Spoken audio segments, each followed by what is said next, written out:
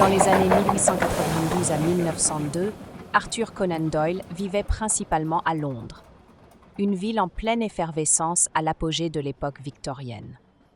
Le Royaume-Uni était alors sous le règne de la reine Victoria, une période marquée par une grande stabilité politique, mais aussi par des changements sociaux et économiques profonds. L'Empire britannique était à son apogée, rayonnant sur le monde entier, ce qui nourrissait à la fois un sentiment de fierté nationale et une complexité croissante due aux tensions coloniales. Londres, en particulier, était un centre névralgique de l'industrie et du commerce, avec des innovations technologiques qui transformaient la vie quotidienne, comme l'expansion du réseau ferroviaire et l'éclairage électrique. La ville était aussi le théâtre de contrastes sociaux flagrants, où la richesse côtoyait la pauvreté. Un cadre qui ne pouvait qu'alimenter l'imaginaire d'un écrivain attentif aux détails de la société qui l'entourait.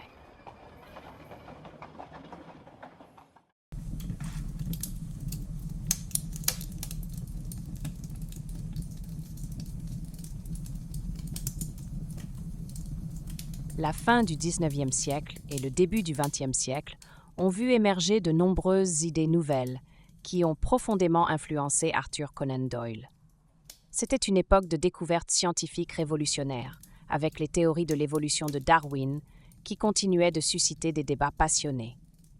Le spiritualisme gagnait également en popularité, une tendance à laquelle Conan Doyle lui-même adhérait, cherchant à comprendre le monde invisible.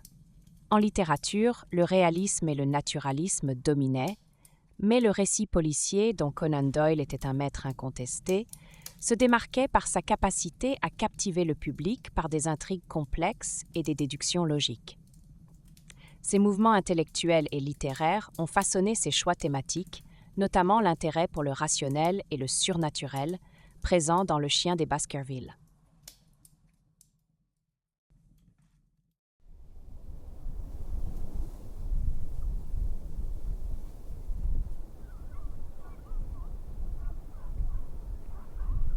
Conan Doyle a passé une grande partie de cette période à Southsea, une ville côtière de Portsmouth, avant de revenir à Londres. Les paysages de la campagne anglaise, qu'il connaissait bien, ont sans doute inspiré le décor de la lande mystérieuse de Dartmoor, dans Le Chien des Baskerville. La lande, avec son ambiance brumeuse et sauvage, offrait un cadre idéal pour une histoire alliant mystère et légende. En choisissant de situer le récit dans un lieu éloigné de l'agitation londonienne, Conan Doyle pouvait explorer des thèmes de l'isolement et de la superstition, contrastant avec le rationalisme urbain de Sherlock Holmes. Cette distance géographique et psychologique entre le lieu de vie de l'auteur et le cadre du récit permettait d'explorer des peurs primitives et des mystères ancrés dans une nature indomptée.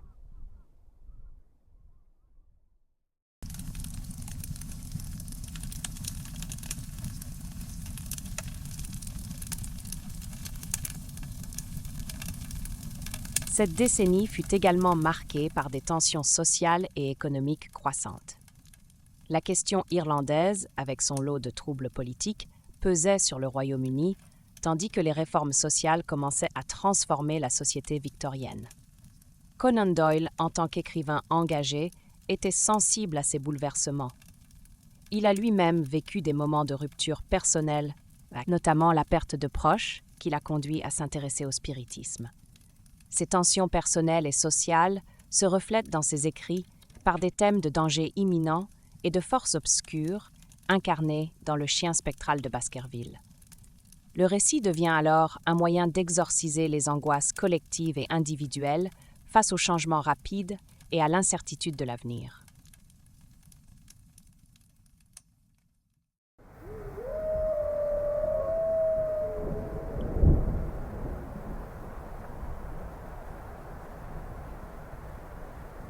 Le manoir des Baskerville, dans Le Chien des Baskerville, incarne parfaitement l'isolement et la menace grâce à son architecture gothique, caractéristique des demeures victoriennes rurales. Ce style, populaire au XIXe siècle, est marqué par des éléments tels que des tourelles, des gargouilles et des fenêtres ogivales, qui créent une atmosphère à la fois majestueuse et sinistre. L'isolement du manoir, perdu sur la lande de Dartmoor, renforce ce sentiment de menace omniprésente, un lieu où la nature sauvage semble conspirer avec les légendes locales.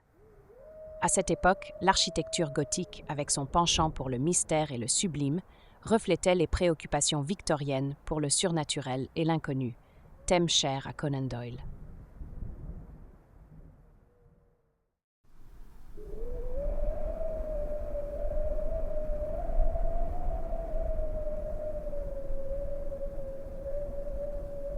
La lande de Dartmoor, avec ses brumes épaisses et ses paysages désolés, joue un rôle crucial dans l'atmosphère du Chien des Baskerville. Ce décor naturel, sauvage et isolé est propice à l'émergence de légendes et de superstitions, comme celle du chien démoniaque qui hante la famille Baskerville. Les marécages traîtres, tels que le Grimpenmere, ajoutent une dimension de danger tangible, menaçant quiconque s'écarte des sentiers. Les conditions météorologiques souvent capricieuses, avec des brouillards soudains, renforcent le sentiment d'incertitude et de peur. Ce cadre mystérieux et hostile est essentiel pour intensifier le suspense et l'angoisse tout au long de l'intrigue.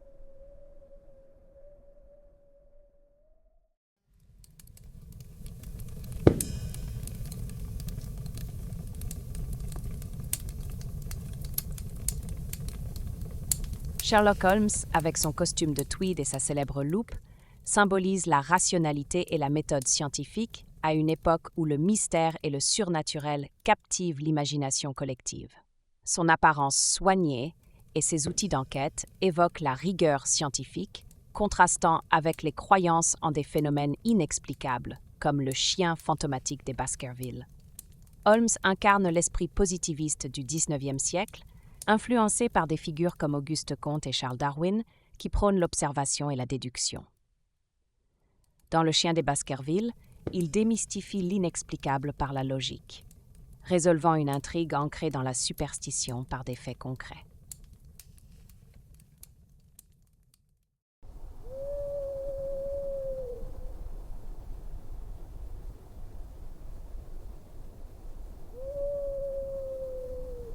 Dans Le Chien des Baskerville, le chien spectral incarne les peurs irrationnelles et les légendes qui hantent les Baskerville et les habitants de Dartmoor.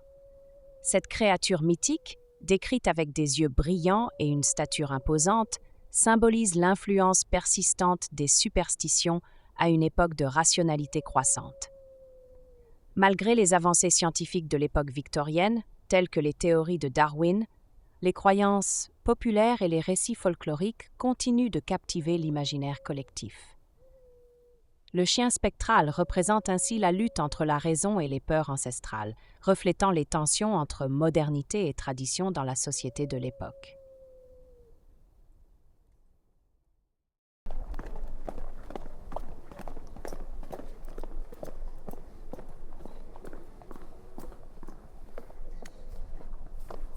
Dans Le Chien des Baskerville, la mode victorienne joue un rôle subtil mais significatif dans la caractérisation et l'interaction des personnages.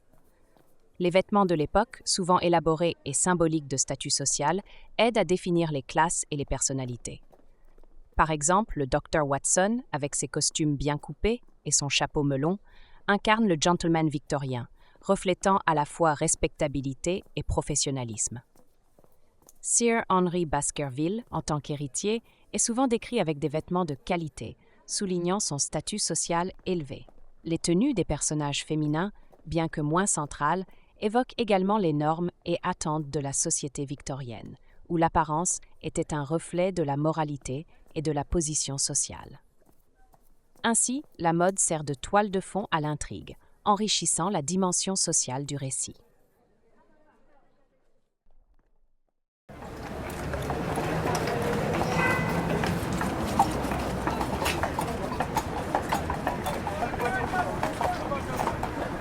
À la fin du XIXe siècle, la presse britannique connaît un essor spectaculaire, avec des journaux comme le Daily Mail, fondé en 1886, qui adoptent un ton sensationnaliste pour attirer un large public. Ces publications jouent un rôle crucial dans la formation de l'opinion publique, amplifiant souvent les mystères et les scandales. Dans Le Chien des Baskerville, cette tendance se reflète dans la manière dont les personnages perçoivent les événements étranges autour de la mort de Sir Charles Baskerville.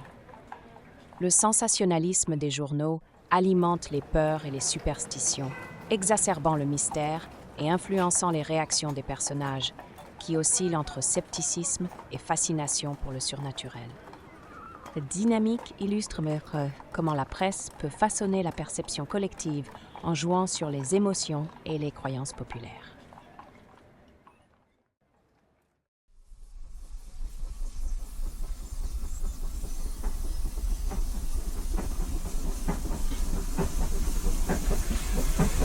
Dans Le Chien des Baskerville, le réseau ferroviaire victorien joue un rôle crucial en facilitant les déplacements rapides des personnages, notamment Sherlock Holmes et le Dr Watson.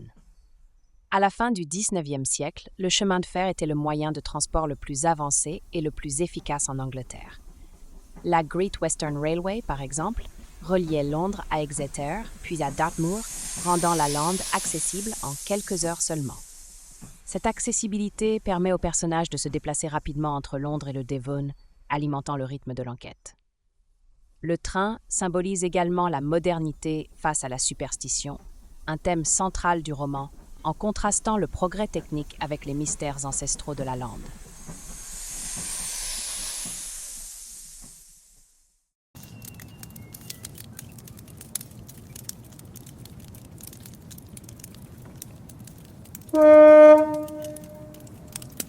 Le cabinet de Sherlock Holmes au 221B Baker Street est un miroir de son esprit à la fois brillant et méthodique. Rempli d'objets de curiosité, de documents épars et d'équipements scientifiques, il reflète son approche analytique et sa passion pour les détails. Les instruments de chimie et les piles de journaux témoignent de ses méthodes d'investigation basées sur l'observation et l'expérimentation, inspirées par les avancées scientifiques de l'époque victorienne. Ce cadre, ancré dans un Londres en pleine mutation, offre un contraste entre l'ordre apparent et le chaos sous-jacent, symbolisant la capacité de Holmes à naviguer dans la complexité urbaine pour résoudre les mystères les plus obscurs.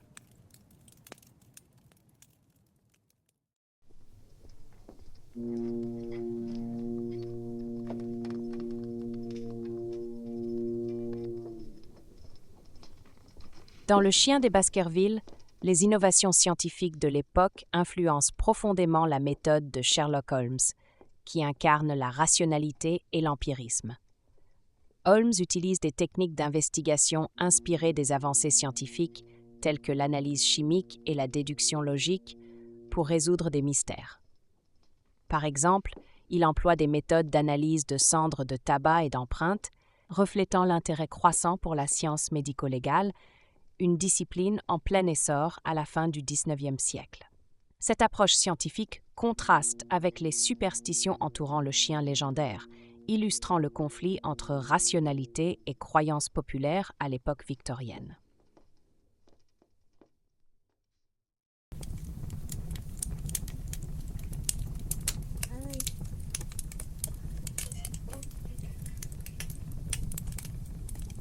Les salons victoriens, tels que ceux décrits dans Le Chien des Baskerville, étaient souvent richement décorés, reflétant le goût de l'époque pour l'opulence et le détail. Les meubles en acajou, prisés pour leur robustesse et leur teinte chaleureuse, étaient courants. Les tapisseries, souvent inspirées de motifs floraux ou orientaux, ornaient les murs, ajoutant couleur et texture. Les lourds rideaux en velours, les cheminées ornées de marbre et les bibelots en porcelaine ou en bronze, telles que les horloges de cheminée, contribuaient à l'atmosphère feutrée et confortable. Ces éléments créaient un cadre intime et élégant, propice aux intrigues et aux discussions feutrées des personnages.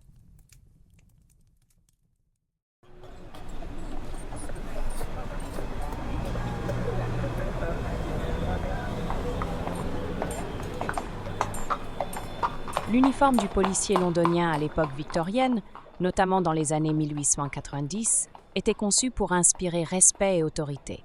Il se composait d'une tunique bleu foncé, d'un casque en cuir renforcé, appelé Custodian Helmet, et d'un signe distinctif.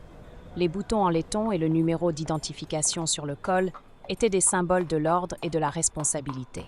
Ce costume, bien que symbolique de l'autorité, contrastait avec l'image de Sherlock Holmes, dont les méthodes non conventionnelles et l'ingéniosité surpassait souvent les capacités de la police officielle. Holmes, en utilisant la logique et la science, incarnait une nouvelle forme d'autorité intellectuelle, remettant en question les méthodes traditionnelles.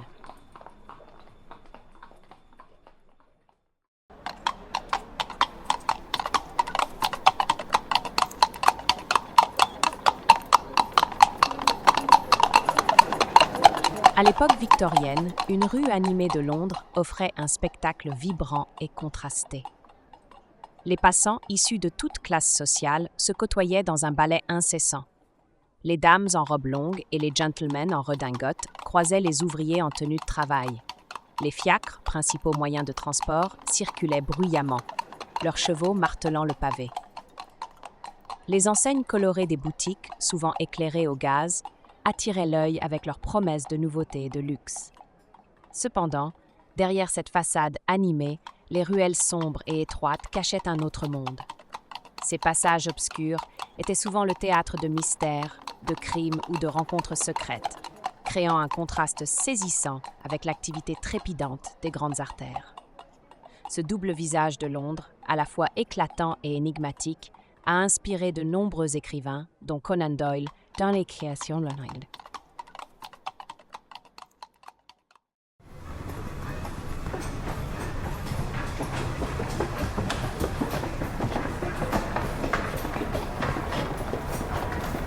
Au début du XXe siècle, l'Angleterre se trouve à un carrefour de son histoire. Alors que la reine Victoria vient de décéder en 1901, marquant la fin de l'époque victorienne. Le pays, sous le règne d'Édouard VII, continue de vivre les répercussions des bouleversements industriels et scientifiques qui ont marqué le siècle précédent. Londres, avec son mélange éclectique d'architecture gothique et de nouvelles innovations, incarne à la fois la tradition et la modernité. C'est une période de transformation sociale profonde, où les débats sur l'évolution, lancés par Darwin, côtoient l'essor du spiritualisme et des mouvements ouvriers demandant des réformes sociales. Les tensions politiques, notamment la question irlandaise, continuent de hanter le Royaume-Uni. Sur le plan mondial, l'Empire britannique, à son apogée, rayonne culturellement et économiquement, bien que des voix s'élèvent pour questionner la moralité de la colonisation. C'est dans ce contexte que Conan Doyle, nourri par une époque de découverte et de contradiction, publie Le chien des Baskerville, ancrant son récit dans la mystérieuse lande anglaise, un lieu symbolique et intemporel.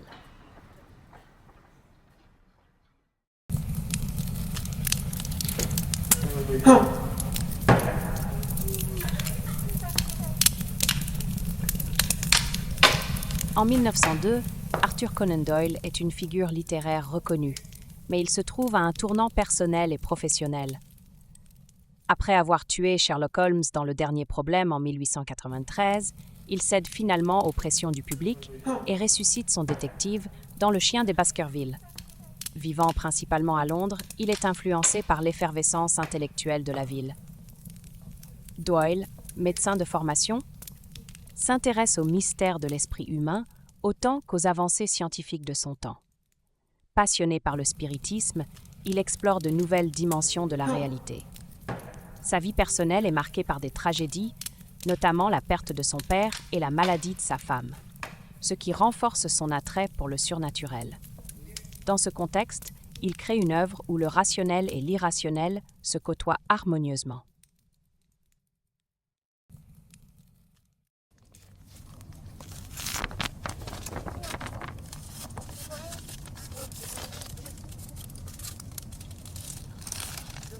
À sa sortie en 1902, Le chien des Baskerville connaît un succès immédiat, ravissant les lecteurs avides du retour de Sherlock Holmes.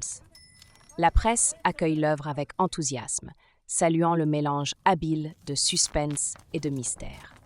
Les critiques louent la capacité de Conan Doyle à ressusciter son personnage emblématique tout en renouvelant l'intérêt pour ses aventures. Le roman se vend rapidement, confirmant la popularité indéfectible de Holmes.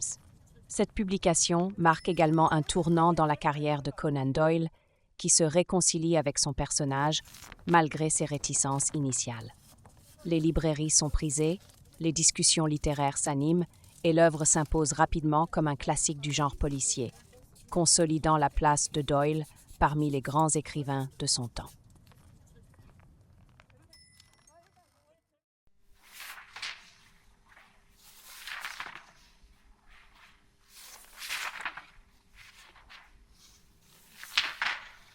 Depuis sa publication, Le chien des Baskerville a laissé une empreinte indélébile sur la culture populaire et littéraire.